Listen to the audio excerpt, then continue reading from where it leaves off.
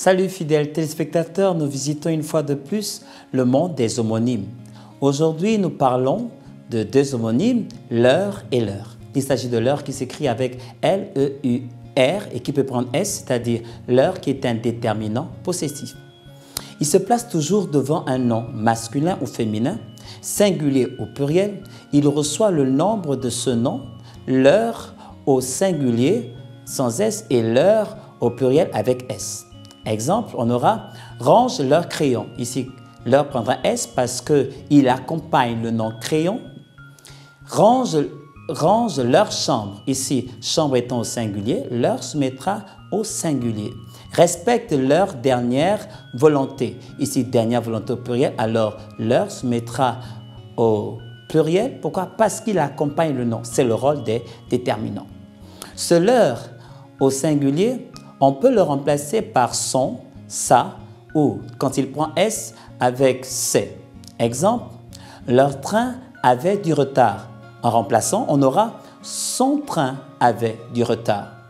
Leurs chaussures se sont mouillées. On pourra dire ces chaussures qui s'écrit S-E-S se sont mouillées.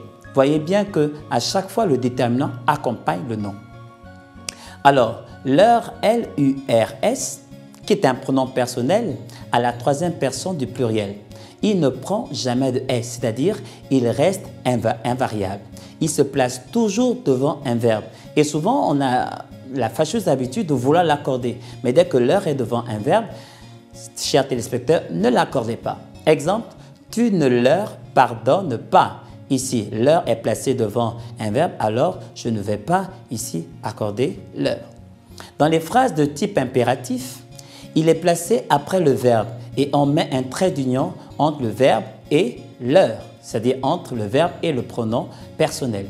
Exemple, dites-leur quelques mots gentils. Ici, l'heure est placé après le verbe et entre dites et l'heure, on mettra le trait d'union. Pardonne-leur cette faute. Ici, on mettra un trait d'union entre pardonne, leur et leur restera invariable. Pourquoi? Parce que c'est un pronom personnel. Il peut se remplacer au singulier par le pronom personnel lui. Je ne leur ai pas dit la vérité.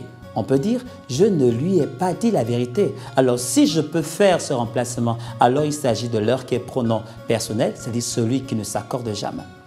Bien, à votre tour maintenant, prenez vos stylos et cette phrase du jour, vous aurez pour consigne de compléter les phrases par leur avec S ou leur sans S selon le cas qui se présentera devant vous. Certains voyageurs cultivent leur souvenir. Ici, leur est devant souvenir, il s'agit de leur qui est déterminant. Alors, on mettra S. Ces enfants avaient peur parce que leurs parents leur avaient raconté des histoires. Alors, leurs parents, on mettra S. Leur avaient raconté, c'est sans S. Pourquoi? Parce que c'est un pronom personnel. Tu n'as pas voulu leur dire la vérité. Ici, on a leur qui reste invariable. Pourquoi? Parce que c'est un pronom personnel. Elles leur ont trouvé mauvaise mine. Ici, leur est devant un verbe. C'est un pronom personnel, comme on l'a dit tantôt. Alors, il sera invariable. Depuis qu'ils ont coupé leurs cheveux, ils sont beaux. Alors, leurs cheveux se mettra au pluriel et c'est comme ça que l'on peut souvent accorder. Tu leur as demandé d'arrêter de mettre leur poubelle devant la porte. Alors, le premier, c'est un pronom personnel. Le deuxième est un déterminant. Et enfin, la septième phrase, j'ai vu passer leurs vaches et je crois bien qu'il leur en manque deux. Alors, le premier est un déterminant. Attention à l'accord. Le deuxième est un pronom personnel. Chers téléspectateurs, portez-vous bien et à très bientôt sur Canal 7 pour un autre rendez-vous. Et à très bientôt.